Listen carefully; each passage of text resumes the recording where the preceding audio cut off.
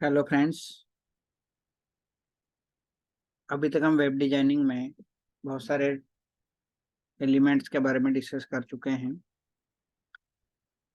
Application form के बारे में डिस्कस किया था हमने बहुत सारे formatting tag, table tag, hyperlink tag के बारे में बात की थी। आज एक बहुत ही इंपॉर्टेंट टॉपिक के बारे में हम बात करने जा रहे हैं, जो कि जनरली आप कहीं पढ़ने जाते हैं तो आपको ये टॉपिक नहीं पढ़ाया जाता है, क्योंकि ये माना जाता है कि इसकी तो कहाँ जरूरत है।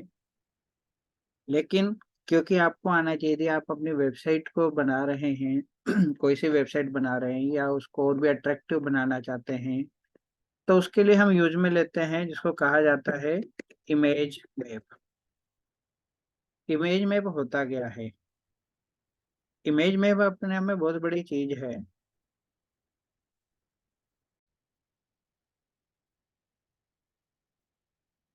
इमेज मैप एक ऐसा सिस्टम होता है, कुछ ऐसी डिजाइनिंग होती है कि आप ये चाहते हैं कि जैसे मान लीजिए कोई एक इमेज है, कोई फोटो है पूरी स्क्रीन के ऊपर, या फॉर एग्जांपल हम बात करते हैं कि आपके पास इंडिया का मैप है जिसमें अलग अलग मैप के अंदर स्टेट हैं। आप कुछ ऐसा चाहते हैं कि जैसे ही उस पर्टिकुलर स्टेट का जो नक्शा है उसके ऊपर कहीं पर भी आप क्लिक करते हैं तो उस स्टेट की जो ऑफिशियल वेबसाइट है गवर्नमेंट की वो खुल जाए, या खुद के बनाए हुए कुछ ऐसे वेब पेज जिसमें उस पर्टिकुलर स्टेट से रिलेटेड सारी इंफॉर्मेशन मिलनी हो, किसी भी टाइप की, कोई कल्चरल एक्टिविटी की, किसी उसके ऑफिशियल डॉक्यूमेंट्स की, यूनिवर्सिटीज की, या कुछ भी आप ऐसा चाहते हैं, तो कुछ ऐसा डिजाइन हो कि पूरा एक मैप है इंडिया का, उसके ऊपर किसी भी स्टेट पे मान लो आपने एमपी का जो पर्टिकुलर एरिया है स्टेट का, उस पर कहीं भी क्लिक किया तो आपको उस पर एमपी की ऑफिशियल वेबसाइट या जो भी आपके रिलेवेंट डॉक्यूमेंट है वो खुल जाए। आप हरियाणा पे क्लिक करते हैं उसका खुल जाए, आप गुजरात के पूरे जो क्षेत्रफल है उसमें कहीं क्लिक करें तो वो खुल जाए। तो इसके लिए यूज में लिया जाता है जिसको नाम दिया जाता है इमेज मैप। इमेज मैप आपको हमने पहले बताया कि जनरली बहुत कम पढ़ाया जाता है, लेकिन आपको आना चाहिए क्योंकि आप वेबसाइट को अट्रैक्टिव बनाना चाहते हैं। और इसके लिए एक टैग यूज में लिया जाता है जिसका नाम है map. The HTML tag map जो है, define an image map. An image map is an image area, clickable area. Clickable area जैसे हमने कहा कि पूरा आपका नक्शा है, उस पर आपने कहीं पर भी क्लिक किया, आप हरियाणा पे क्लिक किया हरियाणा का, तो वो particular area, the area are define with one or more area tag. यानी कि जो पूरा मैप है, फॉर एग्जांपल आपने स्क्वायर कुछ इमेज है, उसमें आपने कुछ कोऑर्डिनेट बता दिए कि यहाँ से यहाँ तक ये खुलेगा, यहाँ से यहाँ तक ये खुलेगा, तो उसके लिए यूज में लिया जाता है टैग मैप। बेसिकली जो भी जैसे हम ग्राफ बनाते थे छोटी क्लासों में या मैथ्स के अंदर, तो वहां पर हमारे पास दो कोऑर्डिनेट होते थे, x1 y1 और x2 एंड y2। यानी x1 और y1 क्या कहलाते हैं? आपके स्टार्टिंग पॉइंट। और x2 y2 कहलाते हैं आपके एंड पॉइंट। यानी कहाँ से लेकर कहाँ तक वो मैप आपका बनेगा, वो सब इन्हीं कोऑर्डिनेट की हेल्प से डिफाइन किए जाते हैं। The idea behind an image map is that you should be able to perform a different action depend on where the image you click। Particular area पे आपने क्लिक किया, तो इसके लिए हम पहले क्या करते हैं, हमने आपको क्या कह रहे हैं हम आपको कि हम क्या बनाएंगे, इमेज मैप। तो इमेज मैप जब बना रहे हैं तो सबसे पहले हमें इमेज टैग यूज में लेना है। उसको इमेज का जो भी हमारा है वो यूआरएल हम देंगे। और पिछले जब हम वीडियो के अंदर डिस्कस कर रहे थे हाइपरलिंक के बारे में, वहां पर हमने बुकमार्क के बारे में डिफाइन किया था कि बेसिकली ये बुकमार्क की तरह ही काम करता है। यानी ये जो इमेज है इसका हमें कोई रेफरेंस देना पड़ेगा, यानी इसको कोई आईडी देना पड़ेगा, और हम उसको को आईडी बना देते हैं। इसके अंदर आईडी यूज में लिया जाएगा, तो आईडी किसी मैप का होना चाहिए जो मैप के कुछ कोऑर्डिनेट्स होंगे। और जब हम मैप टैग यूज में लेंगे तो मैप टैग के अंदर हमारे पास उसके कोऑर्डिनेट्स होते हैं।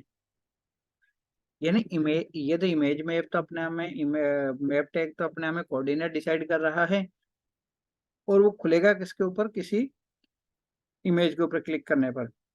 इसको क्लियर करने के लिए हम सीधा देखते हैं। देखिए हमने क्या किया, एक IMG टैग हमारा होता है, उसके अंदर सोर्स टैग से हमने इमेज का नाम ले लिया। मान लो हमने क्या नाम रखा है इसका, work place dot JPG. Image tag का एक एट्रीब्यूट होता है ALT, ये कहलाता है अल्टरनेट टेक्स्ट। इन केस कहीं पर आपने देखा होगा कि इमेज खुल नहीं रही, या इमेज है ही नहीं, तो उसको रिप्लेस करने के लिए, या वहां पर जैसे अब माउस लेकर के जाता है उस इमेज के ऊपर कुछ लिखा हुआ आपको दिख जाए, तो उसके लिए यूज में जाता है just like a tool tip text. Tool tip text जानते हैं, जैसे हम यहाँ पर कहीं पर भी माउस लेकर के जाते हैं, आपने देखा होगा उसके नीचे कुछ ना कुछ लिखा हुआ आ जाता है। जैसे सेव लिखा आ रहा है, मैं माउस लेकर जा रहा हूँ तो ये परमिशन, ये प्रिंट, देख रहे हैं। ऐसे ही इमेज के ऊपर माउस लेके जाओ तो वहां पर कुछ लिखा हुआ दिख जाए, तो वो आपने यहाँ दे दिया। दूसरा, यहाँ पर इमेज का एक सबसे इम्पोर्टेंट टैग, एट्रीब्यूट जो हम यूज में लेंगे, वो है यूज मैप, क्योंकि हम इमेज के ऊपर मैप को डिफाइन कर रहे हैं। तो यूज मैप मतलब किसी इमेज को यूज में लो, तो उसको यूज में लेने के लिए उसका नाम होना चाहिए, उसकी ID होनी चाहिए। तो हमने यहाँ पर क्या कर दिया, वर्क मैप नाम का ID हम बनाएंगे आगे, जिसको हम इस तरीके से यूज में लेते हैं। आपने देखा होगा पिछले वीडियो में जब हम बुकमार्क पढ़ रहे थे, तो हमने वहां पर भी किसी पर्टिकुलर लोकेशन के ID को इसी तरीके से यूज में लिया था। चलिए आगे बढ़ते हैं। फिर हमारे पास एक टैग जो हम बात करते चले जा रहे हैं, मैप। यहाँ पर देखिए हमने इसका क्या दिया, नाम। नाम क्या दे दिया हमने इसका, वर्क मैप।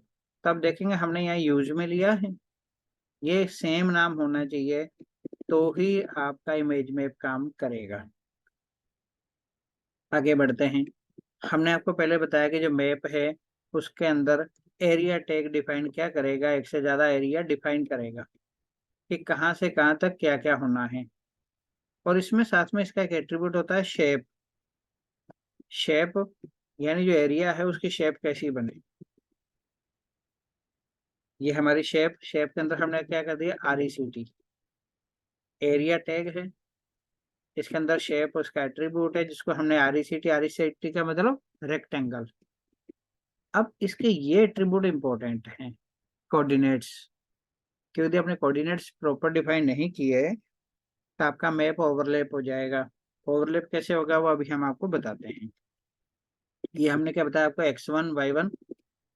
X1 और Y1 यानी स्टार्टिंग पॉइंट, और X2 Y2 यानी कहाँ तक उसको चलना है। फॉर एग्जाम्पल, हमने क्या किया, कोई एक इमेज बनाई। इमेज हमने क्या, एक टेबल बनाई।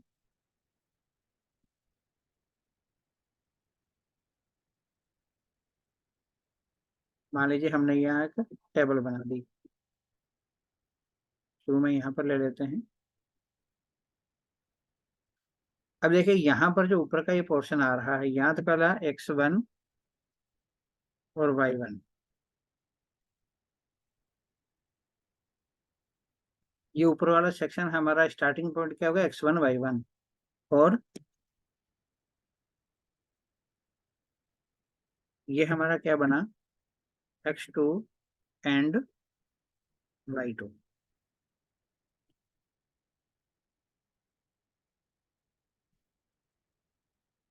यानी ये जो एंड पॉइंट है इस टेबल का, ये X2 Y2 हो गया, और ये हमारा X1 Y1 हो गया। ऐसे ही यहाँ पर जब हमने कोऑर्डिनेट्स, इसका एट्रीब्यूट COORD, कोऑर्डिनेट्स के लिए X1 Y1 X2 और Y2, यानी कि उसकी विड्थ और हाइट।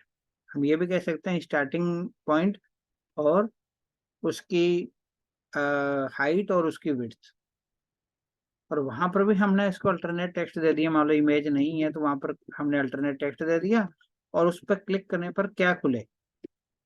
हम कह रहे हैं ना कि इमेज में पे आपने MP पे क्लिक किया, MP का वेबसाइट खुल गई, आपने गुजरात पे क्लिक किया, गुजरात की खुल गई। तो वैसे ही हमने यहाँ पर क्लिक करने के लिए HREF हाइपर टेक्स्ट रेफरेंस हमने हाइपर लिंक में पढ़ा था, उसको नाम दे दिया, और उससे ये अपना खुल जाएगा। ऐसे ही हमने आगे कोऑर्डिनेट और ले लिया दूसरा वाला, जिसकी शेप हमने क्या कर दी, rectangle.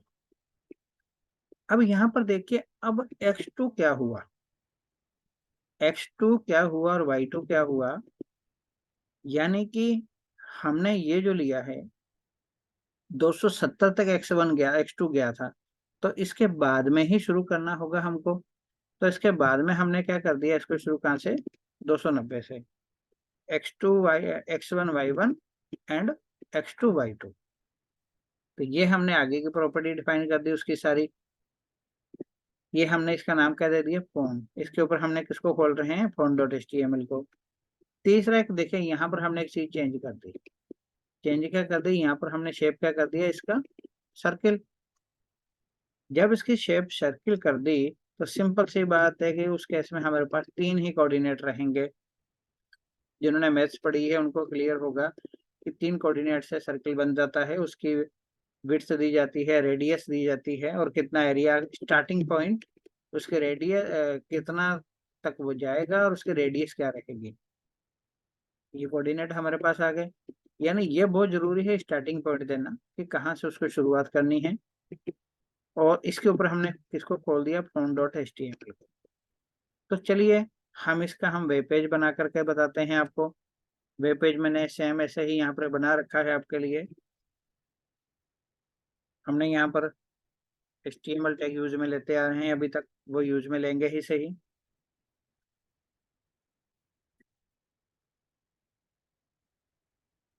HTML tag close, add title, use और image map, title close, head close, body. और इसको हमने क्या कर दिया, सेंटर में।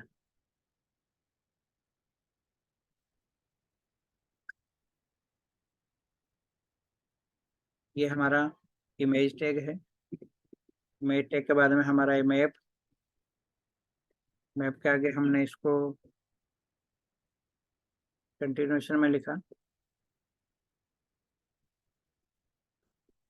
अगेन दूसरा कोऑर्डिनेट, ये हमारा तीसरा कोऑर्डिनेट, जिसमें हम क्या बना रहे हैं, सर्किल बना रहे हैं। और ये हमारा image tag close and center close,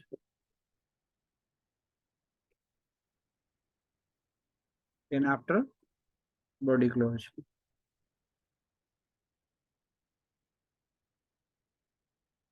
और इसको हमने सेव कर लिया इमेज मैप नाम से।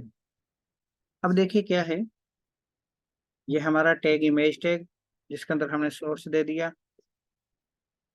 और हमने यहाँ पर इम्पोर्टेंट इस चीज का है, याद रखिए, यदि यहाँ पर ये नाम और यहाँ पर मैप का नाम दोनों यदि अलग अलग हो जाते हैं, तो आपका इमेज मैप काम नहीं करेगा। नेक्स्ट, यहाँ पर कोऑर्डिनेट्स आपको प्रॉपर देने हैं। यदि कोऑर्डिनेट्स ओवरलैप हो गए, तो किसी एक के अंदर दूसरे का लिंक का ओवरलैप हो जाएगा और बाद वाला एप्लीकेबल होगा। क्योंकि ये प्रोग्राम आपका जो रीड करता है उस सिस्टम को, तो लाइन बाय लाइन चलता है, पहले इस पे, फिर इस पे आया, फिर इस पे आया। तो जो बाद में है वो बाद में उसकी मेमोरी में आ गया, तो पुरानी मेमोरी को उसने ओवरराइट कर दिया। यदि आप कोऑर्डिनेट्स को प्रॉपर नहीं लिखेंगे, तो पुरानी वाली मेमोरी ऊपर नए वाली से रिप्लेस हो जाएगी, यानी नई वाली मेमोरी पुराने पे ओवरराइट हो जाएगी, और ये ओवरलैपिंग से आपका मैप डिस्टर्ब हो जाएगा। तो चलिए हम इसको सेव करके रन करते हैं। ये हमने यहाँ पर इसको रन किया इमेज मैप को। अब ये हमारी इमेज है जो हमने यहाँ दे दी, जिसका हमने क्या दिया था, workplace.jpg। इसके हमने अलग अलग कोऑर्डिनेट दिए हैं। अब आप देखेंगे कि यहाँ माउस लेकर के जाता हूँ मैं ऊपर, कुछ भी नहीं होता है। जैसे ही नीचे लेके आता हूँ, आप देख सकते हैं कि ये चेंज हो गया। अब इसमें भी हमने कोऑर्डिनेट दिए थे x1 y1, यहाँ पर कुछ नहीं है। जैसे हम यहाँ पर आए, जैसे इस कंप्यूटर वाले एरिया में आए, यहाँ पर हमारे पास इसका वो बन गया शेप, इस पूरे कंप्यूटर के साइज के अकॉर्डिंग, जैसे साइज से हम बाहर निकले फिर हट गया। यानी ये होता है जो हम आपको बता रहे हैं कि आपने यूपी के नक्शे पे क्लिक किया तो यूपी की साइट खुली, यानी ये पर्टिकुलर इमेज का जो एरिया है इसके हमने x1 y1 कोऑर्डिनेट सेट किया और x2 y2 सेट किए, तो उसके अकॉर्डिंग वो मैप बन गया। अब जैसे हम इस पर क्लिक करेंगे तो देखिए क्या होगा, ये हमने एक लिंक बना रखा है कंप्यूटर का नाम का, तो ये कंप्यूटर यहाँ पर खुल करके आ जाएगा आपके सामने। भेज गए। दूसरा हमने क्या लिंक बनाया है, अब देखिएगा, फोन के नाम से, तो हमने उसके कोऑर्डिनेट सेट किए, तो अभी तक जो हमने क्लिक किया वो इस पे क्लिक किया था। जैसे ही हम यहाँ घूम रहे हैं, यहाँ पर कोई लिंक नहीं है, लेकिन जैसे ही हम मोबाइल पे लेकर के जाते हैं माउस को, हमारा लिंक बन जाता है। यानी हमने जो सेकंड मैप एरिया बनाया वो, देखिए हमने x1 y1 ने x2 लिया था, ये x2, तो ये उससे आगे जाना चाहिए, तो उसका हमने मोबाइल के साइज के अकॉर्डिंग इसको लिया और इस पर जैसे क्लिक किया ये खुल गया। तीसरा हमने लिया है सर्किल, अब देखेंगे एरिया शेप सर्किल। अब ये सर्किल हमारा यहाँ पर जाकर के आता है, देखिए ये तो हमारा कौन है, फोन। यहाँ से जैसे हम निकले, ये कॉफी का कप पड़ा हुआ है, आप देखेंगे, और इसके ऊपर जैसे माउस लेकर के आए हमारा हैंड चेंज हो गया। यानी यहाँ पर इस कॉफी की जो प्लेट है इसके ऊपर हमने सर्किल बना दिया, दिख नहीं रहा आपको, देखेंगे आप कहीं पर आपको नजर नहीं आ रहा लेकिन है। और जैसे इस पर क्लिक किया ये कॉफी के बारे में डिटेल आपके सामने खुल करके आ जाएगी। तो कुल मिला के कहने का मतलब ये है कि इमेज टैग आपको आना चाहिए और बहुत इंपॉर्टेंट है। ये आपको जनरली, आप कहीं भी HTML वेब पेज पढ़ने जाते हैं, HTML पढ़ने जाते हैं या आप खुद भी करते हैं तो इस पोर्शन को सभी स्किप कर देते हैं, और ये बहुत इंपॉर्टेंट है। आप देखेंगे कि इमेज तो आपको एक दिख रही है, कभी आप मान लो डायनेमिक वेब पेज बनाते हैं फॉर एग्जाम्पल, उसमें आपने देखा होगा कि कोई ग्राफ है, ग्राफ हम पाई चार्ट वगैरह बनाते आए हैं, एक्सेल में किसी ने पढ़ा होगा तो पाई चार्ट बनता है या बार चार्ट बनता है। हम चाहते हैं कि किसी पर्टिकुलर येलो कलर वाले एरिया पे क्लिक करें तो ये खुल जाए, ब्लू वाले पे क्लिक करें तो ये खुल जाए, तो ये चीज डायनेमिक होंगी। तो ये तभी हो पाएंगे जो इमेज बन के आ रही है उसके ऊपर आपको इमेज मैप बनाना आए तो ये इमेज मैप अपने में बहुत ही इम्पोर्टेंट टॉपिक होता है। इसको आप कभी भी इग्नोर मत कीजिए, इसको आप प्रैक्टिस कीजिए, आप अपने हिसाब से ज़्यादा भी बना सकते हैं। यहाँ पर कोई लिमिटेशन नहीं है, आप कितने इसमें बना सकते हैं, आप 50 बना लो। सिर्फ इन कोऑर्डिनेट्स का आपको ख्याल रखना है, कोऑर्डिनेट्स ओवरलैप ना हो जाएं। आप इतने पोर्शन को अलग कर लें, इतने पोर्शन के लिए अलग इमेज बना दें, आप किसी भी तरीके से इस पोर्शन को आप टुकड़ों में डिवाइड कर सकते हैं, जिस भी चाहे तरीके से आप चाहो वैसे ही आप इमेज में बना करके और उसको अपनी वेबसाइट के लिए और भी अट्रैक्टिव करने के लिए, इन चीज़ों से वेबसाइट आपकी और भी अट्रैक्टिव और डायनेमिक हो जाती है। तो आप इस इमेज में आपकी प्रैक्टिस कीजिए और इस वीडियो को और भी आगे शेयर कीजिए ताकि ज़्यादा से ज़्यादा लोग इसका फ़ायदा उठा सकें और आप अपनी नॉलेज को इसी तरीके से बढ़ाते रहें और आगे देखते रहें। हम आगे इस वेबसाइट में, इस वेब डिजाइनिंग वाले पोर्शन में और भी बहुत कुछ आपको अगले वीडियो के अंदर बताएंगे। अगले वीडियो के अंदर हम आपको जो एप्लीकेशन फॉर्म होता है, कंटेंट जिसके अंदर एलिमेंट्स बनते हैं, वो पूरा का पूरा किस तरीके से बनता है, सारे टैग यूज में लेते हुए विथ एट्रीब्यूट्स विथ टेस्टिंग हम आपको बताएंगे। तो इस आप चैनल को आप सब्सक्राइब भी कीजिए और आगे भी शेयर कीजिए और इस इंफॉर्मेशन को ज़्यादा से ज़्यादा लोगों तक आप डिस्ट्रीब्यूट कीजिए। Thank you.